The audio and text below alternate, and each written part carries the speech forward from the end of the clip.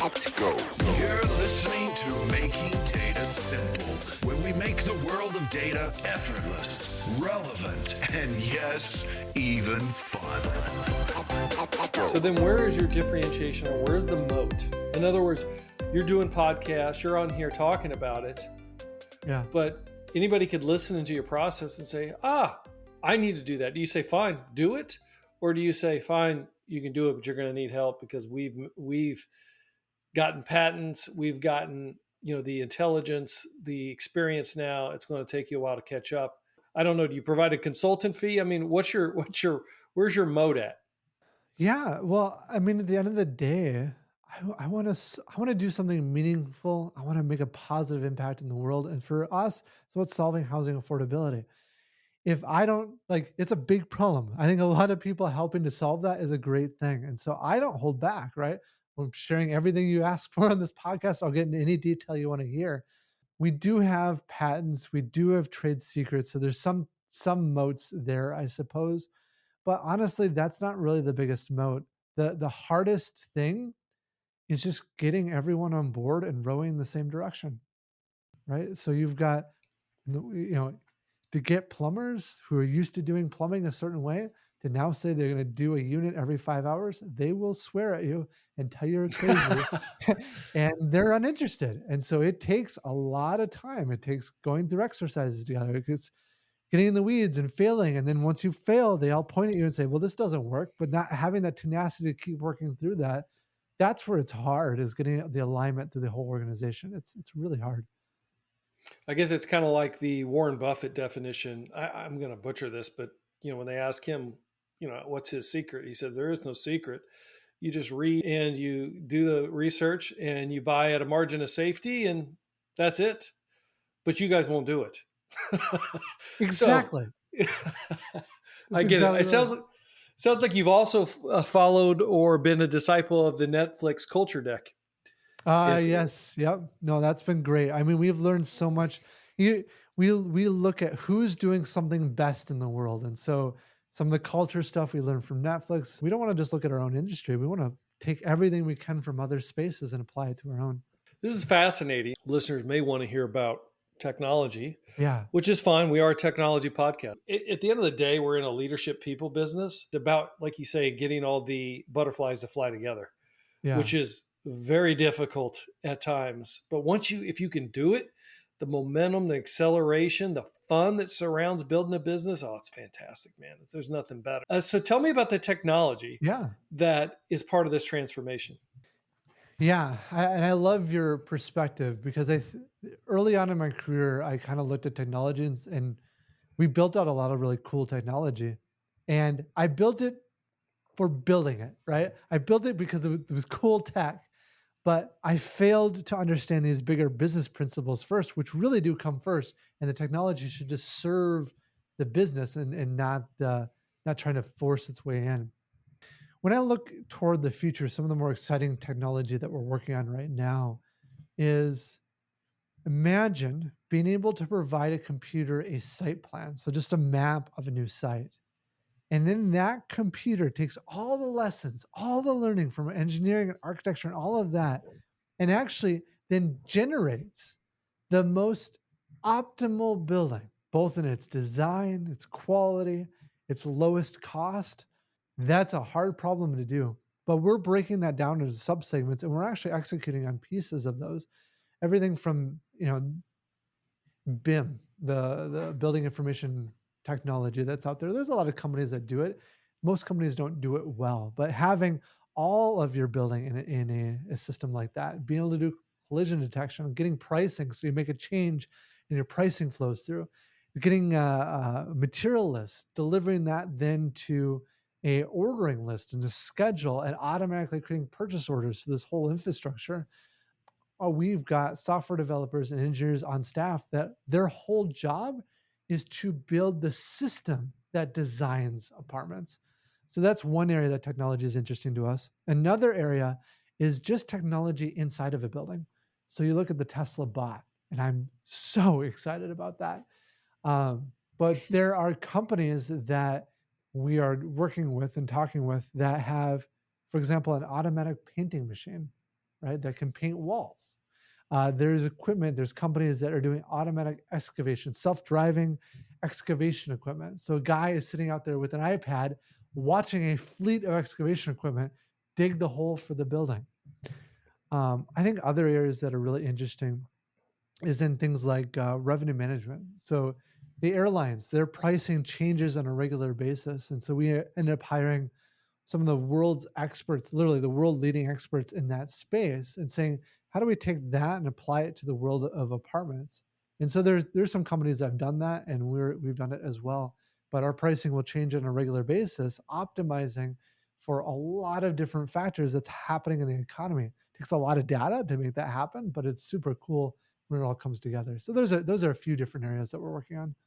So are you buying third-party solutions where your software and developers then take that, customize it, or are they starting from scratch in many cases and customizing your own proprietary solution? It varies. So there are cases where we start from scratch and build it all the way up. There's other cases that we buy it and kind of piece it together. So we'll create the software that kind of integrates everything together. There's really no case we don't just take a piece of software and just sit on it and then use that. There's always something more we're building onto it and connecting it together. Is artificial intelligence built into this? Uh, Not at a Not deep yet. level yet, but I actually was talking with our team this morning, and they're starting to piece that in there as well. Because like in the design side, there's artificial intelligence now that you can use to come up with unique designs for buildings. The challenge is that I don't think those designs have thought through all the engineering aspects of a building, but they're starting to have conversations of can we use that software tied in with our expertise and knowledge and engineering to actually generate designs using AI out of the gate. I think another one interesting is quantum computing, Computing? Yes. because really, when you really think about the world of architecture and buildings, it's an optimization problem. And if you think thoughtfully about an optimization problem, it's when you go in and design a new building, you start with one idea and then you iterate from that. But what happens if the idea you started at isn't you reach a local maximum from that idea, but there might be some global maximum that's over here on some other hillside that you want to maximize for.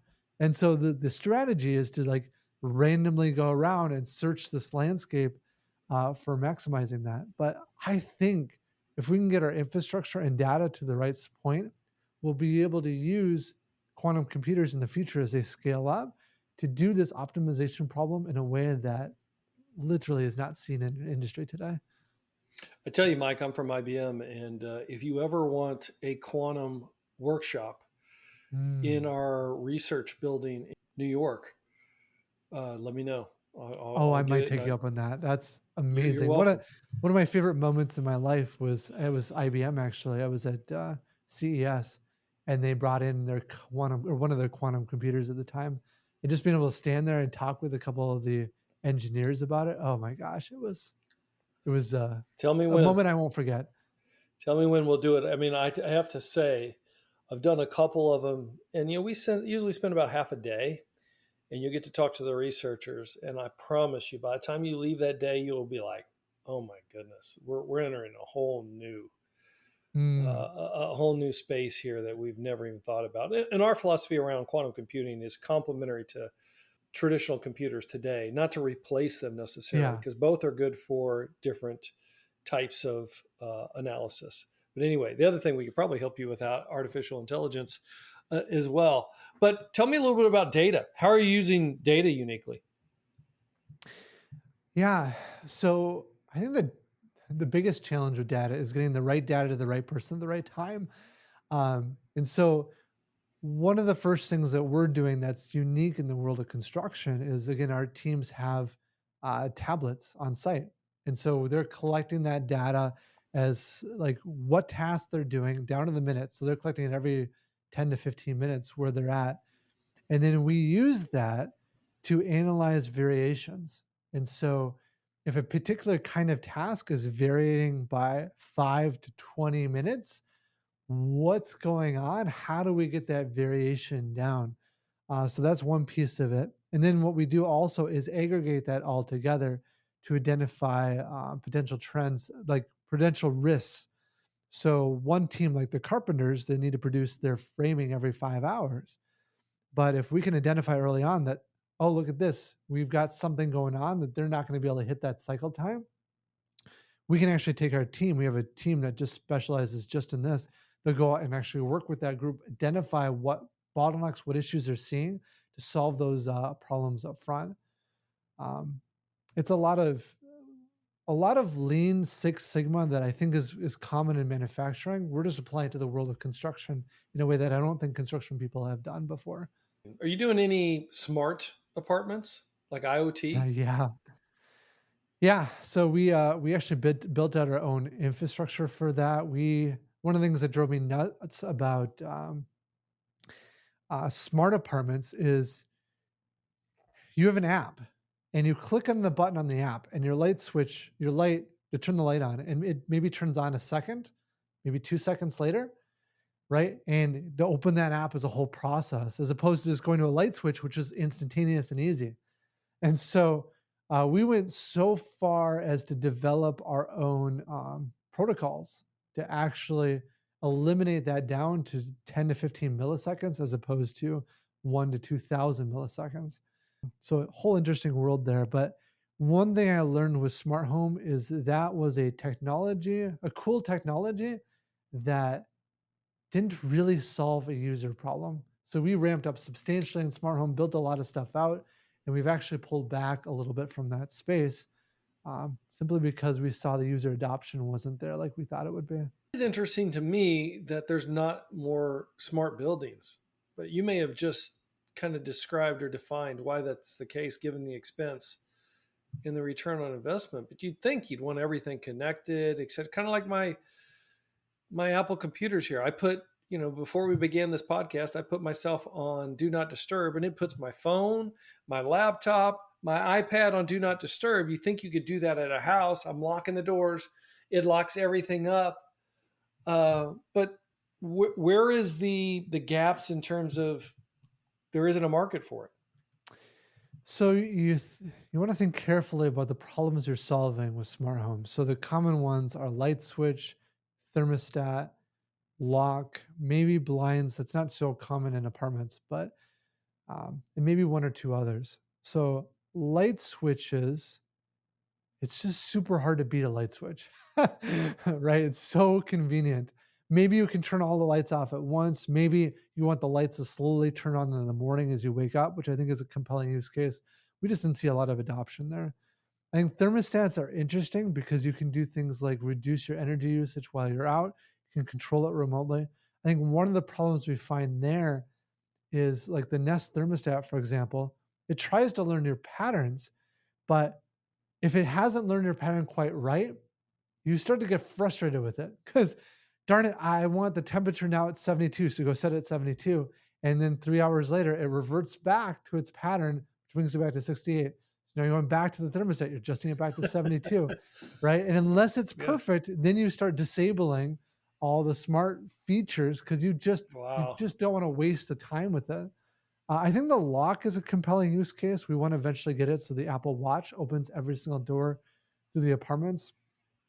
We actually built out our own lock infrastructure. We partner with the manufacturer to do that. Really interesting use case there. The challenge we ran into with Apple was that they don't have that API fully opened up yet. And so it's been years of slowly opening it. So the technology isn't quite open enough to execute on that use case well yet. But I think it's coming. It just seems like it's so slow. Yeah. Oh yeah. The Internet of Things that we've been talking about, and look, it's progressed, and some people it depends on what side of the fence you're on. And we could think, look, today from where it was 10 years ago, of course, but I really had expected like smart buildings by now, being going up everywhere. And I think you're right. Well, I mean, I know you're right. Just I I think very seldom see it. there are things that I think our buildings are a lot more smarter than they were a few years ago because there's good use case for them. For example, unit submetering and leak detection. Um, Another one is all utilities, frankly, and then also internet. That's another big one to make that so you just move into an apartment and you've got immediate access to the internet you want. So there's certain use cases that were really compelling that we ended up executing on. But yeah, some of the flashier user facing ones ended up not. They may still come around, but as of right now, haven't been as powerful as you would thought. I mean, I feel like this is my experience that outside of the US, they're doing better with that. And I'll give you an Yeah, example. If South I'm in New Korea. York, I wake up at 2 a.m., I look outside, and the high rise right next to me still has lights on from top to bottom. I'm thinking, and no, nobody's there. I can see in the window. But, when I was in Malaysia, I wake up and it's a bizarre thing because you're not used to that. At least you're in the US. I look out my window, I'm like, it's pitch black. And I'm like, where did that building go? And it's because they shut it down, and they turned off all the electricity. You'd think there's a lot to be saved, particularly in the amount of energy and everything else like that we just haven't even scratched the surface on, it Yeah. seems to me. Well, and the other thing to think about is owners of those buildings. You only have so much time, and you want to solve the biggest problems first. And so, something like the amount of electricity used in your space may be a small little line budget item compared to the big problems you're solving over Yeah, here. true. And so, maybe in a place like Malaysia, electricity is a lot more valuable compared to that other time spent. Where in New York, I could imagine investment bankers that is just not worth the minute they would think about it. Sad, but probably true. Sad, but true. Look, is there anything we didn't talk about today? I would like, look, we could dive down a lot of this stuff, but just the way and the manner of which you're you're changing the game here was very interesting to me. So that's why I spent so much time on it. Going into a discussion where we're going to talk about designing, building, and renting apartments. You never know, right? But particularly, I'm doing a technology podcast, but what I think you've described is how to transform a business, Yeah. in any business that you're in. Anyway, awesome. Anything we didn't talk about that you would have liked to hit on? No, maybe one other useful point worth noting for someone making that transformation is that anytime you start something new, you're terrible at it. And that's okay. It's part of the process, right? And one thing I've learned is to be really comfortable with my inexperience and knowing that I'm going to work past that and work through that because in the end, you're way better for it as a result.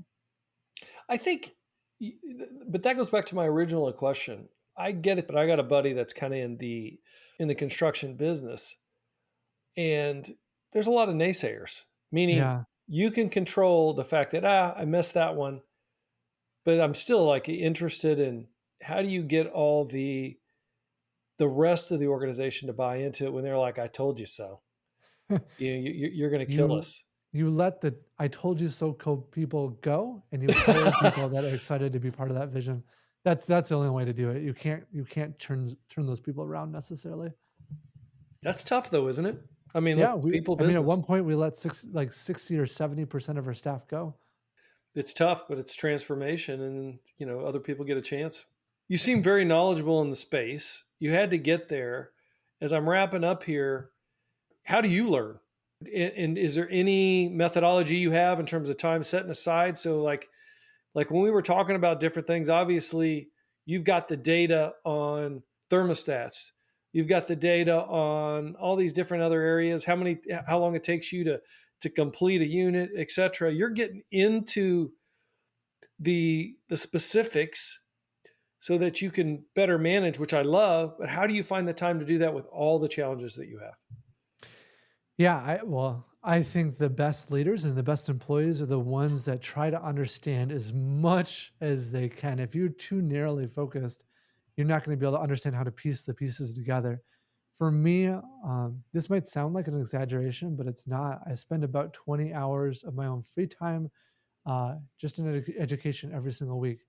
So, how do you fit it in? It's things like listening to podcasts or books during my Mhm. exercise or during my car or when I'm driving to work. Another one for me is it's amazing how much you can learn on YouTube. Uh, and uh, and every night as I'm going to bed, like I'll watch YouTube before falling asleep, or maybe after I wake up in the morning, kind of getting ready in the morning. And I'll study a wide breadth of things like quantum mechanics, like we talk about quantum computing, or physics I really enjoy, or mathematics, or statistics, or it might be politics or things going on in the world to get a good idea what's going there.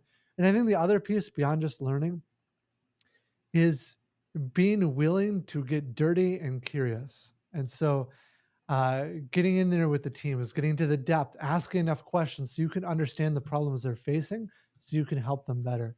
You can't be afraid to do that. That's all good advice. I got a follow up question though. Now I have to ask Yeah. you. I do many of the things that you're asking. I think leaders have to, particularly, particularly like listening to audiobooks while I'm driving, which my wife goes crazy over. It's like, oh my God, you're killing me. And then the next, when I'm working out, I'm always listening to something as much as I can because you might as well get two things done at once. Exactly. However, what I was about to say, and do you ever get a break? Is the question. Because sometimes, I mean, I am guilty. Sometimes I'm always like, I'm running on a podcast. My wife will tell me, and she's the voice of reason, you love music. Why don't you, this time you just listen to some music and relax that brain of yours? What do you do to get a break? I don't- you know, I think that maybe I was just born a little bit weird in that I really don't need much of a break in my life. In fact, in some ways, like if I go on a vacation, it's a few hours and I go crazy. I can't sit and just do nothing. So that's maybe part of the answer. Um, but I think another part is family. Like I come home, I make sure I'm home at the same time every day. Make sure when I get home with my kids, I'm 100% focused with them. And there's a bit of a mind break in there because of that. But I think for me, we talked about my dad's death, and that reminded me of how short life really is. We only live about 5,000 weeks here on earth. And so I asked myself, what do I want to do with my time? How do I want to spend the minutes I have here on earth? And for me, the answer to that question is that I want to make a meaningful, positive impact in the world. So if I know that's what I want to achieve, then I'm going to take every step today and tomorrow and the next day in alignment with trying to make that kind of achievement.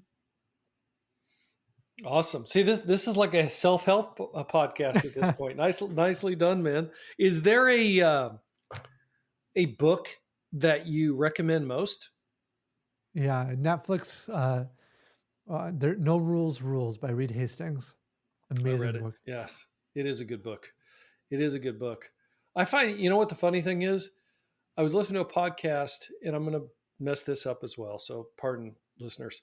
But on the HR leader that created the Netflix culture deck, and she talks about how aggressive Netflix is on performance and stuff.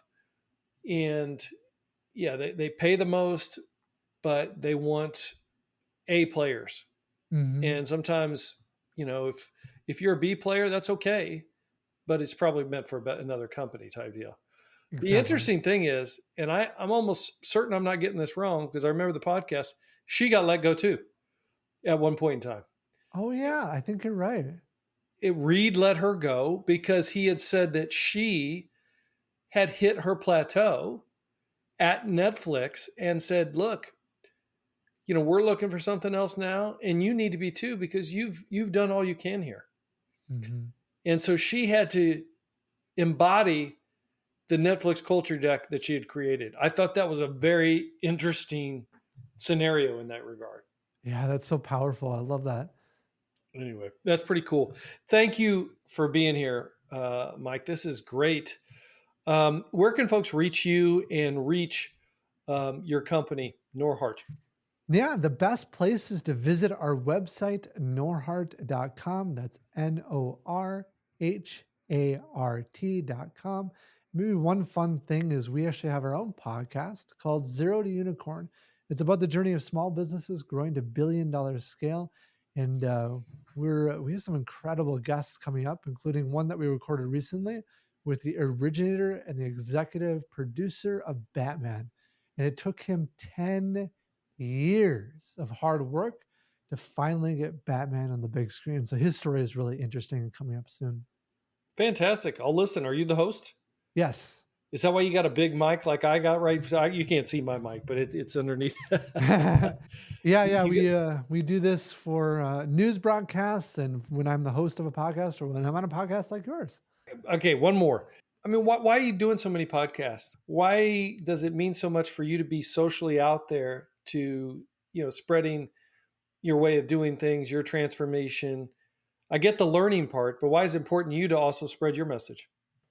So most businesses understand the importance of dollars and cents in their business, right? The cash flow.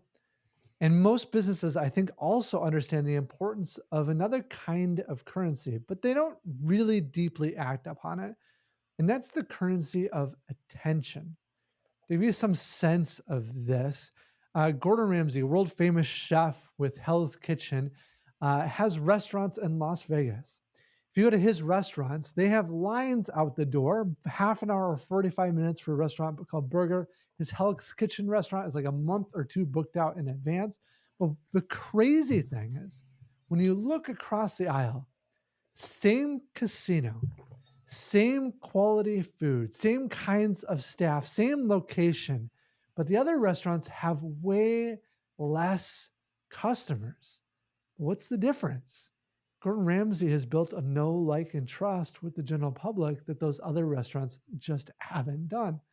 And so it's been a realization of mine over the last year or two that that having that makes a lot of business things easier, from renting to employees to even investors. And so that's why we've started working to build that among the public. Fantastic answer, man. You're good at this. You'd be good at podcasting. I'm sure your podcast is great. I'm going to listen as well. Listeners, Mike Kaeding here, CEO of Norhart. It was a great discussion. A little bit of everything, a little bit of business, a lot of business, a little bit of transformation, a little bit of technology, and some self-help, or some values, or a lot about values along the way. Thank you for being here. Thanks for having me. This is fun. Listeners, I appreciate you being here. Hit us on almartintalksdata@gmail.com.